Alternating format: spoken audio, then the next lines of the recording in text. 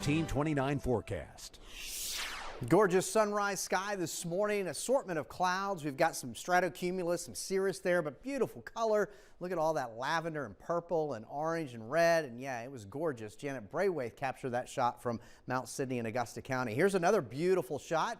These are the peach blossoms in bloom, that at Child's Orchard, and that captured by Jim Carpenter. Beautiful scenery out and about, as you well know. 50 currently at the airport, only touched 56 today.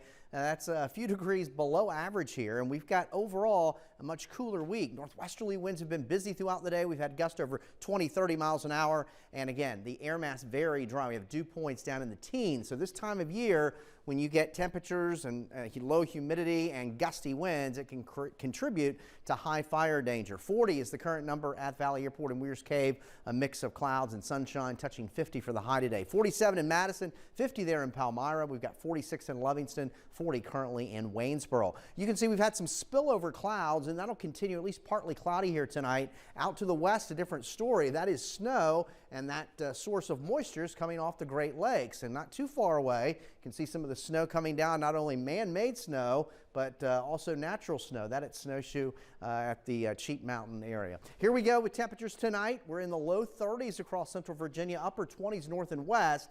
Now, this is certainly not unusual. Matter of fact, if you look at climatology in terms of when we normally see the last time for frost, well, normally it's the middle of April for central Virginia, but it can be as late as Mother's Day for the Shenandoah Valley. It's only March, so we've got a long ways to go. So don't be surprised as we go through the next several weeks when we have these colder nights. Temperatures here for tomorrow will be cool. Temperatures generally in the mid to some upper 50s across the region. Tomorrow night is the spring equinox. That's when the sun's rays will be directly over the equator and marking spring here in the northern hemisphere and autumn in the southern hemisphere.